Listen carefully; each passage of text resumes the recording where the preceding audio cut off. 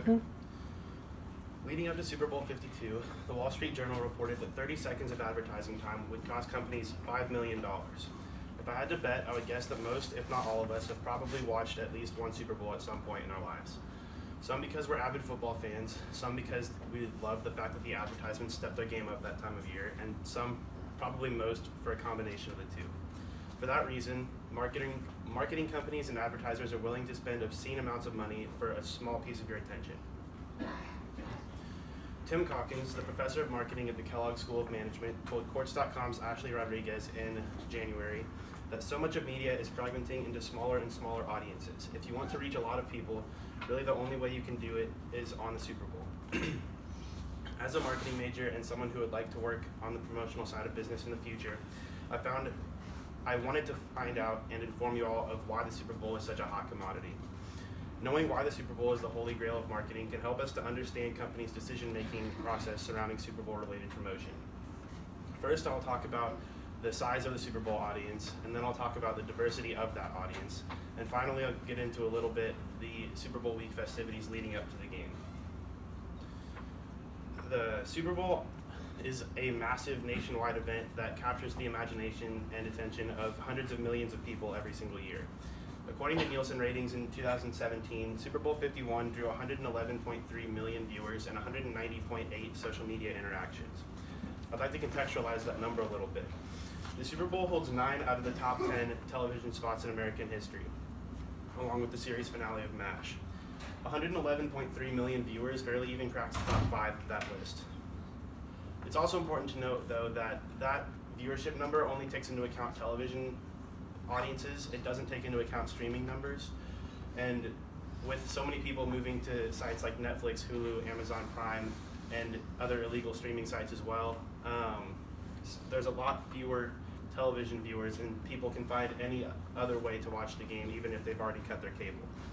Next, I'd like to talk a little bit about the diversity of the Super Bowl audience. The audience is diverse in their reasons for watching the game and also in their beliefs and values. Charles R. Taylor, in his journal article, said some interesting findings on Super Bowl advertising, said just over half of Super Bowl watchers in the US report enjoying the ads more than the games themselves.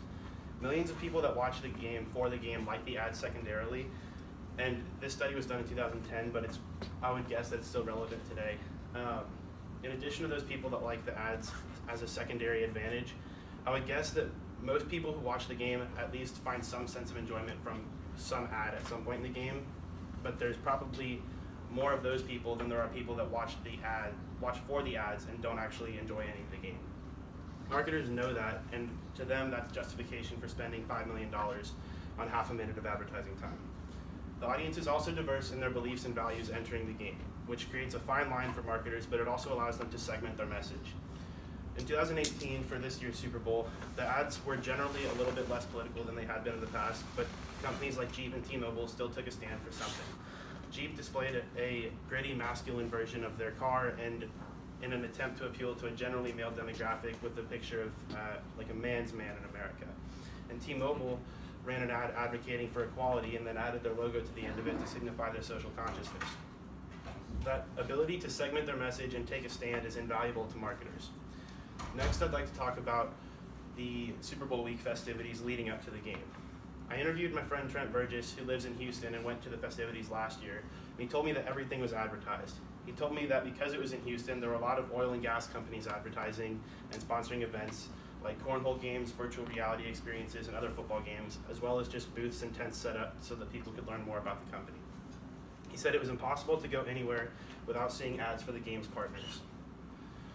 The Minnesota Super Bowl 52 host committee told PRNewsWire.com that over 1 million people attended the Super Bowl festivities outside of the game, which is ridiculously impressive this year in Minnesota because every single day of the week, in the week leading up to the game, the weather is below 5 degrees Fahrenheit. Those dedicated fans signify a smart investment to marketers and again helps justify spending $5 million for 30 seconds of ad time. So let's wrap up. In conclusion, knowing why the Super Bowl is the holy grail of marketing can help us to understand companies' decision-making surrounding Super Bowl-related promotion. I talked a little bit about the massive audience for the Super Bowl, and then I talked about the diversity of that audience, and finally touched a little bit on the Super Bowl week festivities leading up to the game. The Super Bowl is a massive nationwide event, and it is entrenched in much more than just football. Marketers recognize that we, the consumers, are of the utmost importance to their business, and they make sizable investments to appeal to us. Our obsession with the Super Bowl is exactly why.